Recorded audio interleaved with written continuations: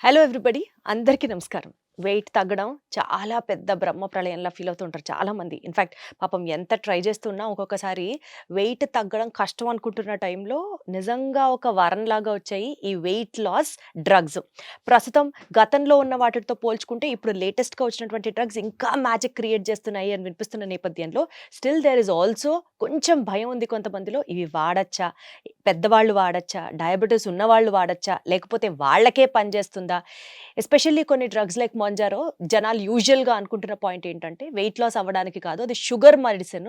So sugar ఉన్నోళ్ళు మాత్రమే వాడాలి. ఇట్లా బోలెడన్ని అప్రిహెన్షన్స్ ఈ వెయిట్ లాస్ డ్రగ్స్ గురించి రీసెంట్ టైమ్స్‌లో మనం వింటున్న నేపథ్యంలో అసలు ఈ వెయిట్ లాస్ డ్రగ్స్ వాడడం మంచిదా? కాదా? వీటి గురించి అడిగి తెలుసుకుందాం. మనతో ఉన్నారు డాక్టర్ రవికాంత్ గారు. సార్ నమస్తే.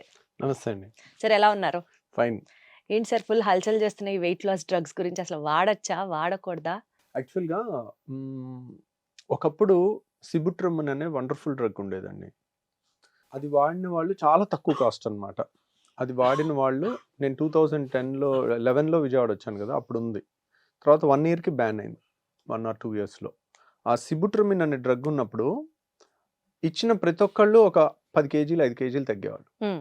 సో ఎంత హ్యాపీగానో ఉండేవాళ్ళు. కాకపోతే దానివల్ల ఏం జరిగిందనేది తెలీదు. ఎప్పటినుంచో ఉంది. ఒక 30, 40 ఏళ్ల నుంచి ఉంది. ఇప్పుడు మనం ఒక డ్రగ్‌ని కిల్ చేయాలనుకోండి, దానికి ఏదో ఒకటి రిస్క్ అంటగట్టి దాన్ని బ్యాన్ చేసేశారు. 40, 50 ఏళ్ల నుంచి ఉన్నది. ఓహ్! దీనికి ఏదో సైడ్ ఎఫెక్ట్స్ వస్తున్నాయని. ఎంత ప్రూఫ్ ఉందనేది తెలీదు. ఎందుకంటే ఈ కొత్త డ్రగ్స్ అన్నీ ఇన్ ద లూప్ లైన్‌లో ఉన్నాయి అప్పుడు. సో ఇవన్నీ బిలియన్ డాలర్ మార్కెట్ క్వెషన్స్ లాగా. అన్నమాట. ఫర్ ఎగ్జాంపుల్ చూసుకున్నట్టయితే ఆ సిబుట్రమిన్ అనే డ్రగ్ బ్యాన్ అయిన తర్వాత మా చేతులు కట్టేసినట్టు అయిపోయింది. ఒక 10 కేజీలు తగ్గాలంటే ఎక్కువ డ్రగ్స్ ఏమీ ఆప్షన్ లేదు. బట్ మీ ప్రాక్టీస్‌లో ఎక్కడ ఆ డ్రగ్ వల్ల సైడ్ ఎఫెక్ట్ అన్నట్లుగా నోటీస్ చేయలేదు. ఆహా! చేయలేదు. పర్సనల్ ప్రాక్టీస్‌లో ఎక్కడా లేదు. ఇప్పుడు కోట్ల మందికి ఇస్తామండి. ఎవరో ఒకళ్ళు మామూలుగా హార్ట్ అటాక్ వచ్చి చనిపోయారనుకోండి. హ్మ్. దీనివల్లే వచ్చిందని అంటే ఎట్లా ప్రూవ్ చేస్తాం మనం? మనం లాస్ట్ ఎపిసోడ్స్‌లో ఆ! కూడా మాట్లాడుకున్నాం. కాబట్టి we cannot prove such things. దానికి సిస్టమాటిక్ స్టడీ ఉండాలి. స్టడీ ఉండి ప్రాపర్‌గా ఉంటే ఓకే. సో, ఆ డ్రగ్‌ని కిల్ చేసేసింది. చేసేసిన తర్వాత ఇక మనకి ఉన్నది ఆర్లిస్టాట్ అనే ఒక్కటే డ్రగ్ ఉండింది అప్పట్లో. ఆ ఒక్క డ్రగ్ కూడా అంత ఎఫెక్టివ్‌గా ఉండేది కాదు. కాస్ట్ ఎక్కువే ఉండేది. ఒక్కళ్ళు కూడా హ్యాపీగా ఉన్నోళ్ళు గానీ, బరువు తగ్గినోళ్ళు గానీ లేరు దాంతో. ఆ తర్వాత వచ్చిందేంటంటే ఇంకా ఆల్మోస్ట్ వేరే ఇంజెక్షన్స్ లిరాగ్లూటైడ్ అని చాలా వచ్చినాయి. తర్వాత సిమాగ్లూటైడ్ అని ఒకటొచ్చింది. సిమాగ్లూటైడ్ అంటే రైబెల్సస్. హ్మ్. అది నోవో నార్డిస్క్ కంపెనీ వాళ్ళు చేసిందనమాట. నోవో నార్డిస్క్ అనేది ఆల్మోస్ట్ ఒక స్వీడిష్ కంపెనీ అనుకుంటాను. ఆ నోవో నార్డిస్క్‌ది ఈ ఒక్క డ్రగ్ వల్ల యూఎస్‌లో వచ్చిన బడ్జెట్ అంటే దాని టర్నోవర్ స్వీడన్ కంట్రీ మొత్తం బడ్జెట్ కన్నా ఎక్కువ. ఓకే. అంత అంటే ఇది ఒక 6 ఏళ్ల కింద వచ్చింది.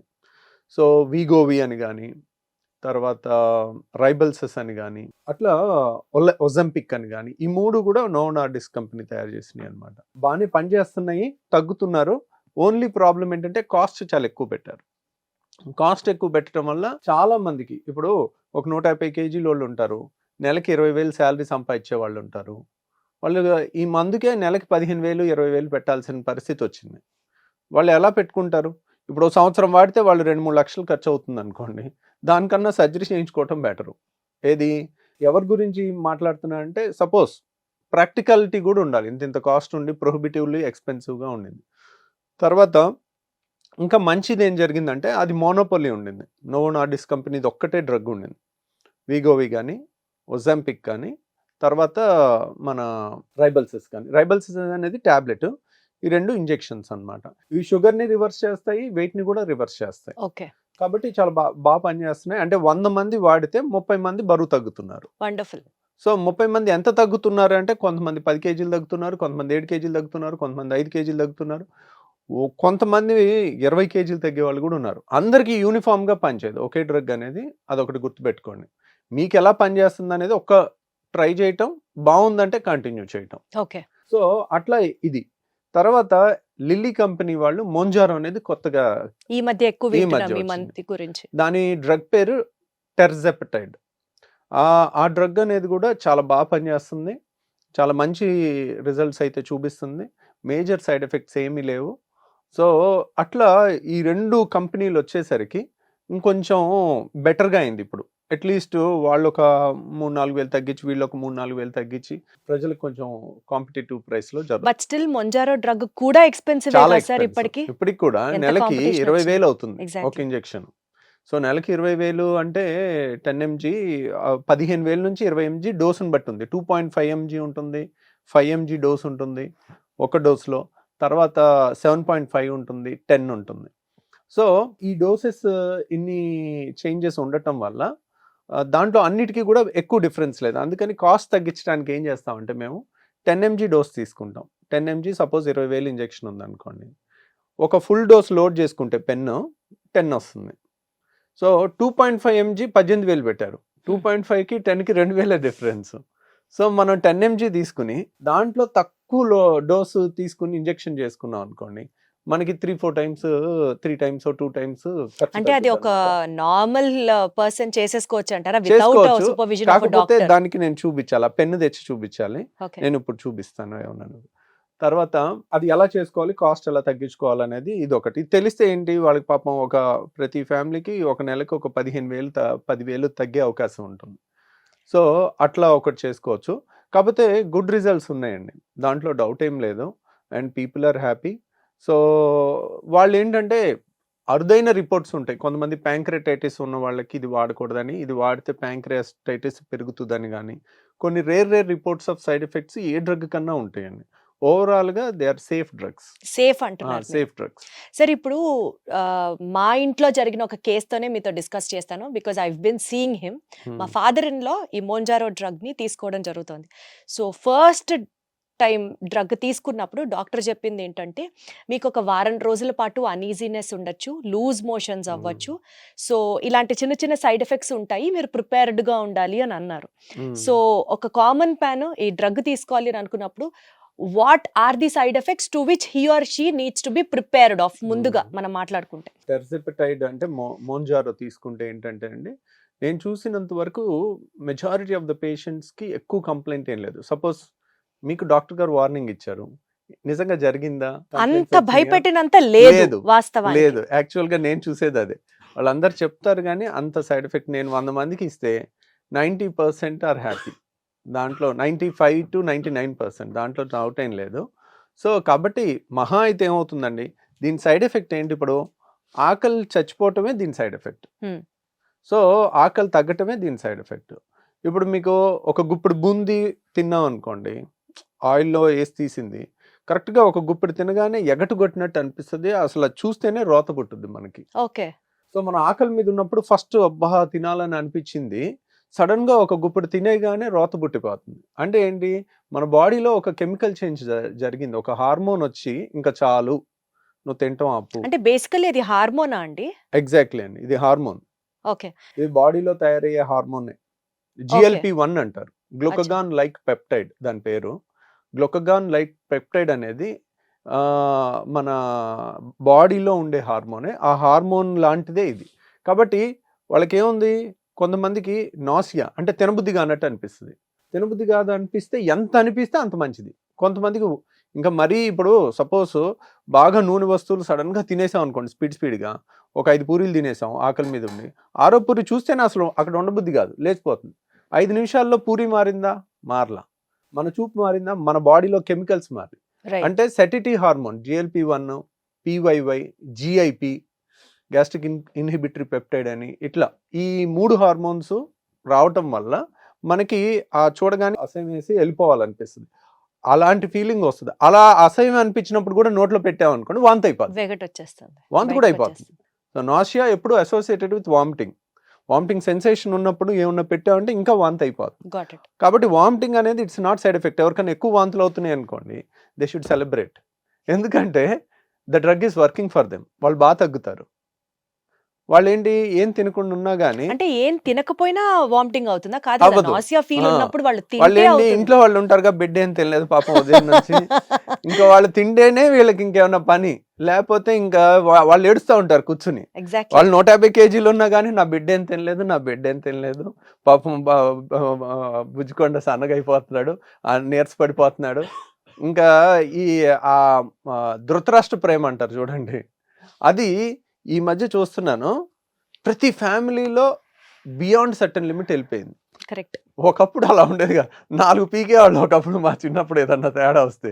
ఇప్పుడు అందరూ మరీ ప్యాంపరింగ్ ఎక్కువైపోతుంది అనమాట. సార్ బేసికల్గా ఈ వెయిట్ లాస్ డ్రగ్స్ తీసుకునేటప్పుడు నాన్ వెజ్ తినకూడదు అని చెప్తున్నారు. అది మిత్తా లేకపోతే నిజంగానే తినకూడదా? తింటే ఏమన్నా సైడ్ ఎఫెక్ట్ నాన్ ఉంటుందా? వెజ్ తింటే కూడా వెయిట్ లాస్ బాగా అవుతారు. ఎందుకంటే అంటే ఏమన్నా మందు పడకపోవడం నాన్ వెజ్ తింటే?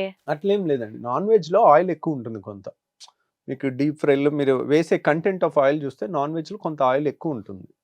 సో అందువల్ల అనిపించడం కానీ, ఇప్పుడు ఆయిల్ ఫుడ్ ఎక్కువ తీసుకుంటే మనకి నాషియా వామిటింగ్ వచ్చే అవకాశం ఎక్కువ ఉంటుంది. మీరేముంది, మనకి ఇప్పుడు ఎప్పుడు తినాలి? ఆకలిస్తే తినాలి. మీరు డ్రగ్ తీసుకున్నారు, ఆకలి లేదు, ఎందుకు తింటాం? ఒక ఓకే. గ్లాస్ మజ్జిగ తాగి పడుకోవచ్చు కదా. మనం తీసుకున్నదే ఒక 10 కేజీలు తగ్గాలని. అప్పటికి మళ్ళీ 3 పూట్లు ఏదో ఒకటి వేయాలి అనేది అబ్సెషన్లో ఉన్నాం మనం అంతా. అరే ఉదయం అయిపోయింది, అటు ఇంట్లో లేడీస్ అలాగే ఉంటారు. అంటే ఇంకా ఎంత నువ్వు 4 తిన్నా దోశలు తిని వెళ్ళిపోతే నాకు హాయిగా ఉంటది, ఎంత తిన్నా ఆ మందు పనిచేయాలి, బరువు తగ్గాలి. బరువు పని చేయాలి. కానీ మీరు దాన్ని డిస్టర్బ్ చేస్తున్నారుగా.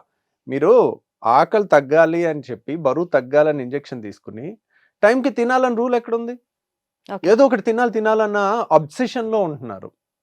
ఇంట్లో పరిస్థితులు కూడా అలా ఉంటున్నాయి. ఏం తినకుండా నువ్వు 8కి 9కి టైంకి తినకుండా మళ్ళీ 11కి ఆకలి అయిందని వచ్చి తిరుగుతున్నాం, మళ్ళీ ఎక్కడ చేసి పెడతాం అన్నట్టుగా ఉంటుంది సిచ్యువేషన్. ఏదో ఒక టైంకి తినేసి వెళ్ళిపోవని. వాళ్ళకి అప్పుడు ఆకలి లేదనుకోండి, వాళ్ళని వదిలేయటమే బెటర్. అలాంటప్పుడు ఇస్తేనే ఈ వామిటింగ్ సెన్సేషన్స్ అవి ఎక్కువ ఉంటాయి.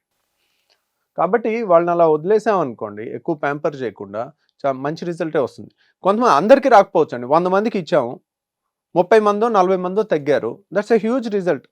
ఆపరేషన్ లేకుండా ఒక ఎందుకు 10 సార్ మరి అందరికి ఎందుకు పనిచేయదు ఇది? Weight loss drugs are for everybody కదా. ఎవరికి ఏ హార్మోన్ ఎక్కువ పనిచేస్తుంది అనేది తెలీదు. మనం ఒకళ్ళకి GLP-1 ఎక్కువ ఉండొచ్చు, ఒకళ్ళకి PYY ఎక్కువ ఉండొచ్చు, అట్లా ఎక్కువ పని చేయొచ్చు. అందుకని ఏ హార్మోన్ మనకి, ఇంకా ఈ 3 హార్మోన్సే కనుక్కున్నాం, ఎగటగొట్టే హార్మోన్స్. ఇంకా కనుక్కోని హార్మోన్స్ కూడా ఉన్నాయి. అవి కూడా కనుక్కుంటే గనక అసలు ఒకప్పుడు ఈ మందులే లేవు, ఇప్పుడు వచ్చినాయి కదా. ఇంకా కొత్త ఇంకా మన బాడీలో మనకు అన్ని తెలిసినవి కూడా లేవండి. ఇంకా తెలిస్తే జస్ట్ ఇట్లా ఒకటి కాకపోతే ఒకటి, ఈ హార్మోన్ కాకపోతే ఈ హార్మోన్, ఈ పేషెంట్కి ఈ హార్మోన్ పనిచేస్తుంది, ఈ హార్మోన్ పనిచేస్తుంది అని ఇంకా తెలుసు. ఇంకో 15 ఏళ్లలో ఇంకా చాలా హార్మోన్స్ వస్తాయి. బేసికల్ గా ఈ డ్రగ్స్ అన్ని షుగర్ వ్యాధి తగ్గించడానికి, వెయిట్ మీద తగ్గడానికి కాదు అని ఒక ప్రచారం ఉంది. దీని మీద మీ ఒపీనియన్ ఏంటి? యాక్చువల్గా షుగర్ వ్యాధికి వాడే మందులు, వెయిట్ మందులు ఒకే హార్మోన్ అండి. ఇప్పుడు ఇన్సులిన్ వాడామనుకోండి, ఇన్సులిన్ అనేది వెయిట్ పెంచుతుంది మనిషిని, షుగర్ని తగ్గిస్తుంది. సో ఈ మందులు ఏంటంటే, ఇన్సులిన్ లోపం ఉన్న వాళ్ళకి షుగర్ మందులు బాగుంటుంది. కానీ చాలా మంది ఏంటంటే, చిరుబొజ్జు లేని వాళ్ళు ఎవరు ఉండరు. ఆ 5 కేజీలో 7 కేజీలో ఎక్కువ ఉంటారు. 10 కేజీలు ఎక్కువ ఉన్నా ఒకసారి ఇన్సులిన్ రెసిస్టెన్స్ ఉంటుంది. ఎప్పుడైతే బాడీలో ఫ్యాట్ కంటెంట్ ఎక్కువ ఉంటుందో ఇన్సులిన్ రెసిస్టెన్స్ ఉంటుంది. ఆ రెసిస్టెన్స్ ఉన్నప్పుడు మనం ఇన్సులిన్ ఇచ్చినా, షుగర్ ట్యాబ్లెట్ ఇచ్చినా అది పనిచేయదు. ఇప్పుడు అదే వాళ్ళు ఆ 4 కేజీలు తగ్గారనుకోండి, షుగరు ఆ బాడీలో 50 యూనిట్లు ఇన్సులిన్ తయారైతే 50 యూనిట్లు అంత పనిచేస్తుంది. ఇప్పుడు వీళ్ళు ఒక 10 కేజీలు ఎక్కువ ఉన్నారనుకోండి, వీళ్ళకి 50 యూనిట్లు తయారైంది అనుకోండి, 50 యూనిట్లు 20 యూనిట్లు పనే చేస్తుంది. ఎందుకు? ఇన్సులిన్ రెసిస్టెన్స్ ఉంటుంది. ఓకే. ఆ రెసిస్టెన్స్ పోతుంది కదా, తయారైన ఇన్సులిన్ పర్ఫెక్ట్గా పనిచేస్తుంది. ఓకే. కాబట్టి అక్కడ కూడా the anti diabetic effect is because of weight loss majority of the times. అందుకని మీరు సన్నగా ఉన్నోళ్ళకి మీరు ఒకసారి ఇవి ఇచ్చినా ఇట్ డజంట్ వర్క్ మచ్. లావుగా ఉన్నోళ్ళకి ఇది బాగా పనిచేస్తుంది. ఓకే. కాబట్టి ఇక్కడ లావు ప్రైమరీ థింగ్. లావు తగ్గటం వల్ల షుగర్ కంట్రోల్ అయిపోతుంది. సార్ ఇప్పుడు ఈ మందు వాడడానికి ఏదన్నా ఒక కొలమానం ఉందా అండి? ఇప్పుడు సైజ్ 0 మోజులో యంగ్స్టర్స్ కూడా ఈ ఇంజెక్షన్స్ తీసుకోవచ్చా? Or is there any prescribed criteria for the usage of these injections or drugs? అంటే యూజువల్గా రికమెండెడ్ థింగ్ అంటే షుగర్ ఉండి కొంచెం ఒక 15-20 కేజీలు పైన ఎక్కువ ఉంటే బెస్ట్ అండి. తర్వాత సరే, ఇది ఇట్స్ ఒక హార్మోన్ లాంటిదే కాబట్టి, మన బాడీలో తయారయ్యే హార్మోన్ లాంటిదే కాబట్టి సైడ్ ఎఫెక్ట్స్ కొంచెం తక్కువ ఉన్నాయి కాబట్టి, ఒక 10-15 కేజీలు పైన ఎక్స్ట్రా ఉన్న వాళ్ళు ఎవరన్నా, దో నాన్ డయాబెటిక్, ఇప్పుడు ఒబిసిటీ కూడా రిలీజ్ అయింది. ఓకే. ఒకప్పుడు లేదు. ఇండియాలో ఓన్లీ డయాబెటిక్ పేషెంట్కి మాత్రమే ఇది లైసెన్స్డ్ అని ఉండింది. సో ఇప్పుడు ఒబీస్ వాళ్ళు కూడా వాడుకోవచ్చు అన్నట్టుగా మనకి గైడ్ లైన్స్ వచ్చాయి. సేఫ్. ఏజ్ వాడొచ్చు. లిమిట్ ఏమైనా ఉందా సార్ వీటికి? ఏజ్ లిమిట్ అంటే 18 ఇయర్స్ 17 ఇయర్స్ ఆ లోపల ఎక్కువ వాడమండి. ఎనీ అడల్ట్ కి వి విల్ యూస్. యూజువల్ గా పిల్లలకి ఇవన్నీ స్టడీస్ కంప్లీట్ గా అయిన దాఖలాలు ఏం లేవు. సరే ఇప్పుడు ఈ మందులు వాడిన తర్వాత కూడా డైట్ ఫాలో అవ్వాలా? అంటే ఆటోమేటిక్ గా బాడీలోనే వచ్చేస్తుందా చేంజ్? తినలేకపోవడం అంటే మనకి ఆ డ్రైవ్ తగ్గుద్దండి, తగ్గుతుందా? తగ్గుతుంది. మనకి తినాలి అనే అది డ్రైవ్ తగ్గుతుంది. దాన్ని పని కట్టుకొని పాడు చేసుకుంటే పెద్ద ఉపయోగపడదు. సో యూజువల్గా ఇట్ వర్క్స్. దాంట్లో దానంతట అదే పని చేస్తుంది. కొంత కోఆపరేటివ్ ఇంట్లో వాళ్ళ కోఆపరేషన్ కానీ, అనవసరంగా వాళ్ళని డిస్టర్బ్ చేయడం కానీ, ఊరికే ఫుడ్ తెచ్చి వాళ్ళు అడగనప్పుడు ఊరికే కళ్ళ ముందు పెడుతుంటే ఎవరికన్నా ఏదన్నా తినాలని అనిపిస్తుంది. ఇంట్లో వాళ్ళ కోఆపరేషన్ కొద్దిగిస్తే డ్రగ్ పనిచేసేదానికన్నా డబుల్ పని చేస్తుంది.